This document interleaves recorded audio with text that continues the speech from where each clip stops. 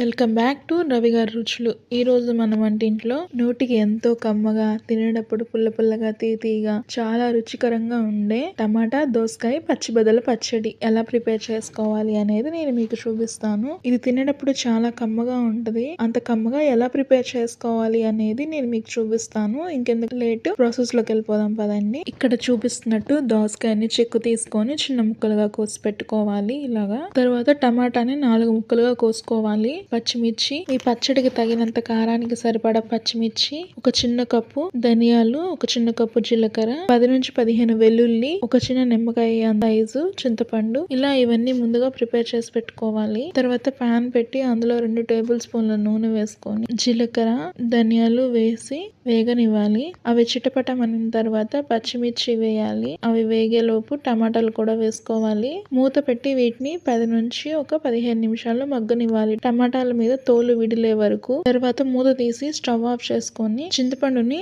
ఆ టమాటాల మధ్యలో పెడితే ఆ వేడికి చింతపండు మగ్గుద్ది. ఏ మాటకి ఆ మాట చెప్పుకోవాలండి. ఈ పచ్చడిని కొంచెం నెయ్యి వేసుకొని అన్నంలో ఈ పచ్చడి వేసుకొని తింటే స్వర్గానికి అడుగు దూరంలో ఉన్నాము అన్నంత రుచికరంగా ఉంటది ఈ పచ్చడి. తర్వాత మిక్సీ జార్ లో వెల్లుల్లి, తగినంత ఉప్పు వేసుకోవాలి. తర్వాత ఆరిపోయిన ముక్కల్ని కూడా వేసి కచ్చా పచ్చా గ్రైండ్ చేసుకోవాలి. టమాటాలు మగ్గబెట్టిన అదే పాన్ లో ముందుగా కోసి ఉంచుకున్న దోసకాయ ముక్కల్ని వేసి గ్రైండ్ చేసుకున్న టమాటా పచ్చడిని కూడా అందులో వేసుకొని బాగా కలుపుకోవాలి. తర్వాత పైనుంచి కొత్తిమీరను కూడా చల్లుకొని మరోసారి కలుపుకోవాలి. తర్వాత ఈ పచ్చడికి పోపు వేసుకోవాలి. ఇక్కడ చూపిస్తున్నట్టు పోపు దిగుసులన్నీ రెడీ చేసుకొని పోపు వేసి పోపుని పచ్చడిలో పోసుకొని కలుపుకొని సర్వ్ చేసుకుంటే ఎంతో కమ్మని రుచికరమైన టమాటా దోసకాయ పచ్చిబదల పచ్చడి రెడీ. ఇది ఇలా మీరు కూడా ఒకసారి ట్రై చేసి మీకు ఎలా కుదిరింది అని నాకు కామెంట్ సెక్షన్ లో కామెంట్ చేయండి. నా వీడియోస్ మీకు ఎలా అనిపించాయి అనేది కూడా కామెంట్ చేసి చెప్పండి. మీకు గనుక నా వీడియోస్ నచ్చితే ప్లీజ్ సబ్స్క్రైబ్ చేయండి, లైక్ చేయండి, మీ ఫ్రెండ్స్ అండ్ ఫ్యామిలీకి షేర్ చేయండి. బాయ్ అండి.